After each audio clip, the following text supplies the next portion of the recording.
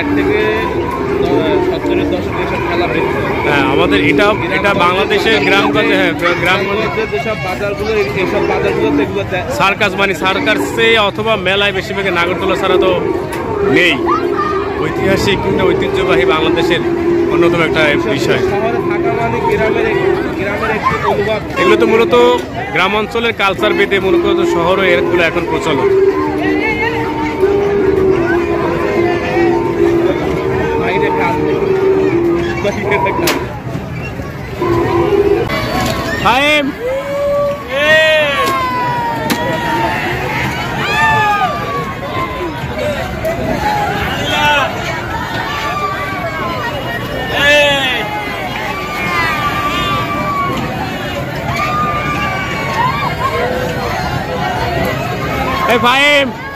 ফাহিম কি অবস্থা?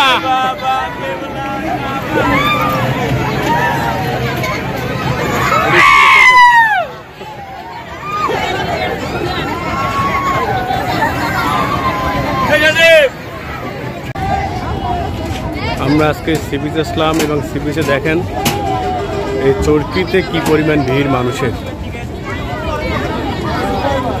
টিকিট জানি কত করে, আসলে এগুলো তো মূলত বয়সের সাথে সাথে এগুলো চড়াটাও আমাদের এখন বেমানান।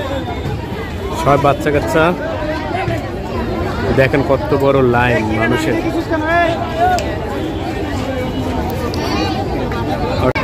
এটা মূলত এখন চালু হবে সম্ভবত,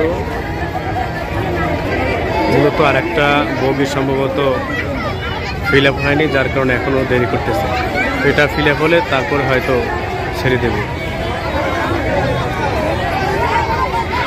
মানুষ অনেকে আসলে আনন্দ করলেও ভয়ভীতি পাচ্ছে, কিন্তু এটা অনেক উচ্চ। বিশেষ করে নাগরদোলা অন্যরকম একটা অনুভূতি, বিশেষ করে মেলার সময় নাগরদোলা আসলে না চললে মনে হয় যেন মেলাটা, এটা খুব জোস। এটা এক ধরনের একটা গোল সিস্টেম, এটা ঘুরলে মূলত চরকির মতো ঘুরবে। অভিভাবকরা আছে দাঁড়ানো।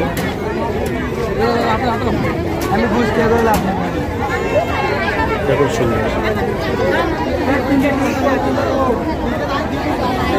পাশে আছে আবার চরকি, তো চরকির দিকে যাই আমরা।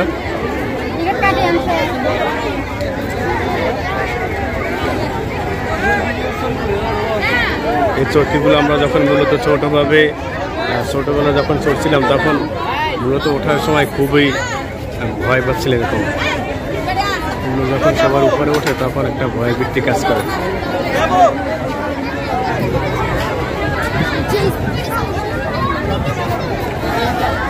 অনেক মানুষ আসলে ঈদ উপলক্ষে মূলত অনেক ধরনের ব্যবস্থা হচ্ছে আর কি, এগুলো সচরাচর ছিল না সি বিচে।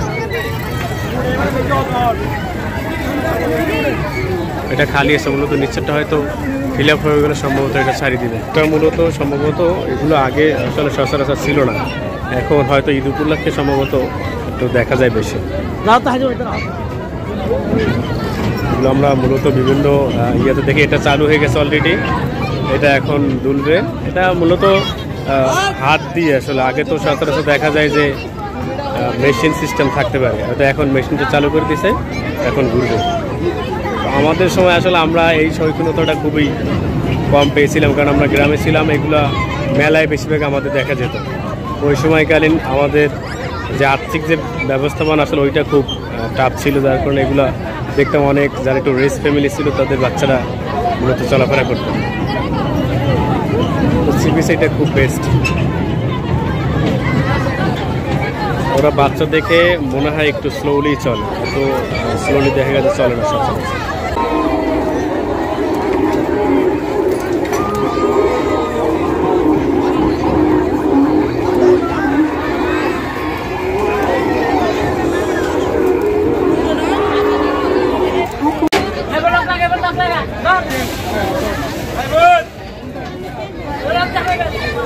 চলবে তখন দাঁড়া।